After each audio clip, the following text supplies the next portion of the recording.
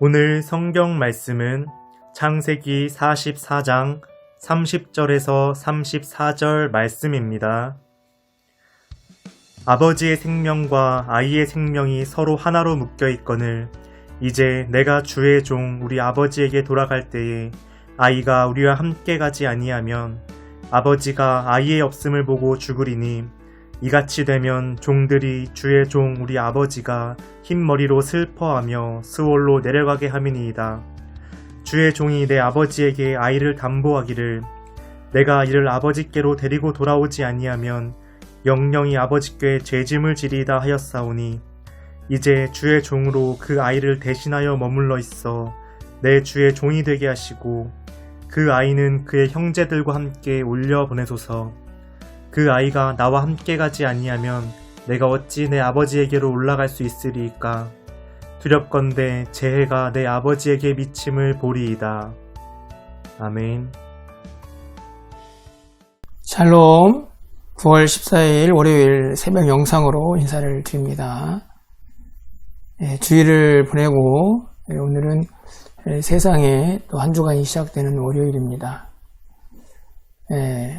지난 한 주간과 특별한 차이는 없을 수도 있겠지만 무엇보다도 하나님과 늘 동행하시면서 매일매일 그의 임재를 새롭게 경험하는 그런 한 주간이 되기를 소망합니다. 토요일과 주일에 말씀을 함께 나누지 못해서 먼저 간단히 지난 말씀의 내용들을 좀 정리를 해보면요. 야곱을 설득해서 베냐민을 데리고 애굽에 도착한 형제들은 요셉에 의해서 큰 환대를 받게 됩니다. 여전히 자신의 신분을 속이고 애굽의 총리로 그 형제들을 만나고 그들에게 음식을 대접하면서 그들을 환대하는 모습을 볼 수가 있습니다. 그렇게 인사하고 그 형제들을 다시 가나안 땅으로 돌려보내는데 요셉은 그 순간에도 그의 형제들을 한 번 더 시험하게 됩니다. 돌아가는 형제들의 짐 속에 은잔을 숨긴 것인데요. 베냐민의 자루 속에 은잔을 숨겨두고 그것을 훔쳐간 범인으로 베냐민을 지목하게 됩니다. 결국 그 베냐민이 그의 자루에서 은잔이 발견이 되고 요셉은 베냐민을 그 집의 종으로 삼겠다 이렇게 선언을 하고 나머지 형제들은 가나안 땅으로 다시 돌아가서 아버지와 살아도 좋다 이렇게 이야기를 하게 됩니다. 오늘 본문은 그 이야기를 들은 유다와 그의 형제들이 요셉에게 그들이 베냐민을 어떻게 해서 그곳에 데려오게 되었는지 그 자초지정을 설명하고 있는 내용입니다. 이 이야기의 중심에 유다가 있습니다. 유다는 그 형제들을 대표해서 열심히 베냐민을 데리고 온 배경 그리고 베냐민이 그의 아버지에게 어떤 존재인가 하는 것을 열심히 설명을 하고 그리고 그 베냐민을 대신해서 자신이 종이 되겠다 하는 이야기까지 요셉에게 하게 됩니다. 그 이야기가 오늘 본문 속에 담겨져 있습니다. 오늘 본문에서 먼저 좀 생각해 보아야 할 것은 요셉은 왜 이렇게 그의 형제들을 시험하고 있는가 하는 것입니다. 처음에는 시므온을 붙잡고 있었고 또 그 형제들이 다 돌아간 사이에 후에 베냐민이 내려왔지만 또 베냐민을 붙잡고 또 그를 종으로 삼겠다 말하는 요셉의 모습을 보게 됩니다. 20년의 시간을 지나서 형제들을 만났습니다. 사실은 자신을 드러내고 그들과 그동안에 쌓였던 회포를 푸는 것이 어떻게 보면 더 좋을 것 같은데 요셉은 계속해서 그의 형제들을 시험하고 있습니다. 많은 시간 그의 감정을 숨기고 그의 신분도 숨기고 그렇게 기다리면서 요셉이 형제들에게 보고 싶었던 것은 무엇일까요? 요셉은 무엇을 바라고 이렇게 오랫동안 기다리고 있는 것입니까?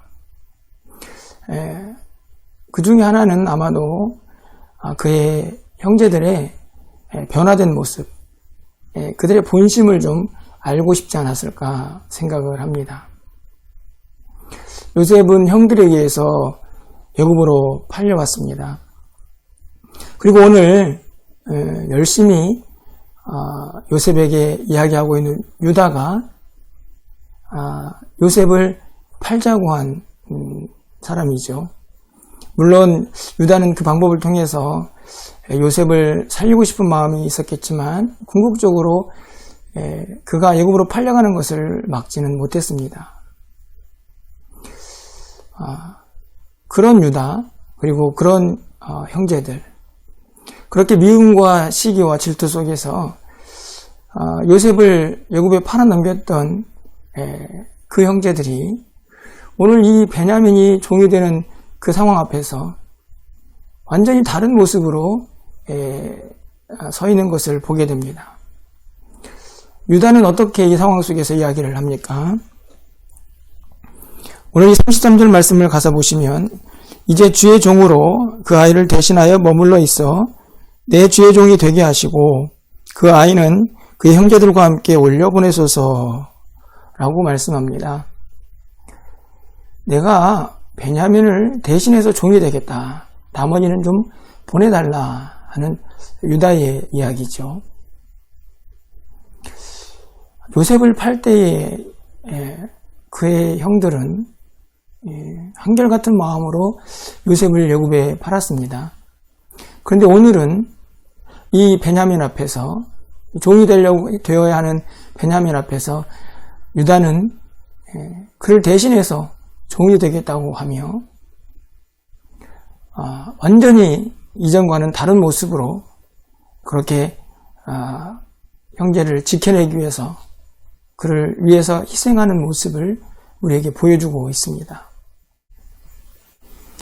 이 모습들을 요셉이 어떻게 보고 있는가 하는 것은 내일 살펴볼 말씀이지만 45장 1절과 2절에 아주 잘 드러나 있습니다.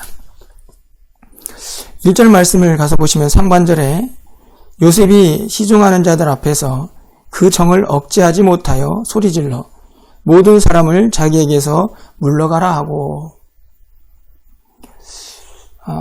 베냐민을 대신해서 종이 되겠다라고 말하는 이 유다의 모습을 보면서 요셉은 더 이상 자신의 감정을 억제하지 못합니다. 그리고 2절에서 요셉이 큰 소리로 우니 애굽 사람에게 들리며 바로의 궁중에 들리더라. 얼마나 크게 통곡했는지를 알 수 있습니다. 그동안에 쌓였던 온갖 감정들이 폭발을 한 것이죠. 하지만 저는 이 눈물 속에는 변화된 형제들의 모습을 본 요셉의 기쁨이 있다고 생각합니다. 감동이 있는 것이죠. 이전의 형들과는 이제 많이 다르구나. 아마 그 모습을 보면서 요셉은 치유와 회복을 아마 경험하며 또 다짐했을 줄 압니다. 저는 이 모습을 보면서 우리가 이 세상을 살아가는 동안에 제3자도 그가 변화를 받고 또 새로운 사람이 되었을 때에 그것을 보면서 우리가 마음의 감동을 받고 또 기쁨을 얻게도 되죠. 하물며 사랑하는 형제들이 그렇게 변화되는 모습을 볼 때에 요셉은 얼마나 그것이 기뻤을까, 얼마나 마음에 감동이 되었을까 생각해 봅니다. 우리도 마찬가지라고 생각합니다. 우리가 주님 앞에서 신앙생활하는 동안 주님은 우리의 죄악된 모습을 벗어버리고 주님을 닮아가는 하나님의 사람으로 그렇게 늘 변화되기를 기대하고 계십니다. 우리가 주님 앞에서 그렇게 하나님의 사람으로 변화되며 또 우리 안에 있는 모든 죄를 회개하고 또 그렇게 주님을 닮아갈 때에 주님 우리를 보면서 얼마나 기뻐하실까 생각해 봅니다.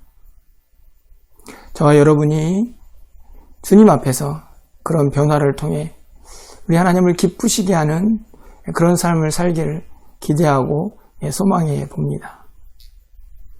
또 한 가지 생각할 것은 오늘 본문에서 희생의 아름다움입니다. 베냐민을 대신해서 유다는 자신이 종이 되겠다고 하죠. 자신을 희생하는 것입니다. 그 희생을 통해서 가족이 회복이 되고 그 가족 공동체가 새롭게 태어나는 것을 볼 수가 있습니다. 공동체의 회복의 원리는 저는 이 희생에 있다고 생각이 듭니다. 모두가 자기의 이익을 생각하고 자기를 내려놓지 않고는 그 공동체는 항상 갈등과 분열만 있을 뿐입니다. 누군가 희생하고 자기를 포기할 때에 그 공동체 가운데에 평화와 또 기쁨이 넘쳐나게 되는 것이죠.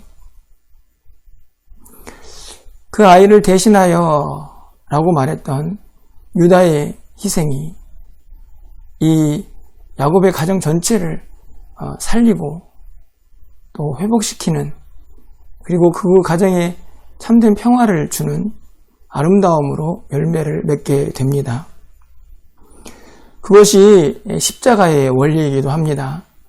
예수님의 십자가의 희생을 통해서 자기를 내려놓는 그 고귀한 희생을 통해서 우리에게는 희망이 생기고 또 우리에게는 참된 평화가 임하게 되었습니다. 그분의 십자가로 교회가 세워지고 많은 공동체들이 다시 살아나는 은혜를 경험하게 된 것이죠. 여러분이 속해 있는 공동체는 지금 어떤 상황에 있습니까? 평화로우십니까? 아니면 분열과 갈등이 있습니까? 누군가 희생을 해서 여러분의 공동체가 평화를 얻을 수 있다고 하면 그 쓰임에 우리가 사용되어 올 수 있다면 얼마나 좋을까요? 주님을 닮아가고 주님을 믿고 있는 우리가 그 희생을 우리의 삶에서 실천하여서 우리가 속한 공동체가 평화를 누리고 다시 새롭게 될 수 있다고 하면 얼마나 그것이 의미 있는 삶인가 또 주님이 기뻐하시는 삶의 모습일까 생각해 보게 됩니다. 물론 세상 사람들이 알아주지 않을 수도 있습니다. 오히려 세상은 그런 우리를 더 무시하고 얕잡아 볼 수도 있겠지요. 하지만 세상 사람들은 알아주지 않아도 그렇게 희생하는 주님의 모습을 닮아간 우리 주님은 기억해 주실 줄 압니다. 오늘 하루 여러분 묵묵히 여러분의 자리에서 희생하고 섬기며 세상 사람들은 몰라주더라도 주님이 여러분을 응원하시고 또 기뻐하시고 격려하시는 그런 은혜를 경험하는 하루가 되면 얼마나 좋을까요? 저 또한 부족하지만 여러분의 그런 삶을 격려하고 또 응원하면서 기도하도록 하겠습니다. 여러분 모두 주님 안에서 승리하는 한 날이 되시기를 주님의 이름으로 축원합니다.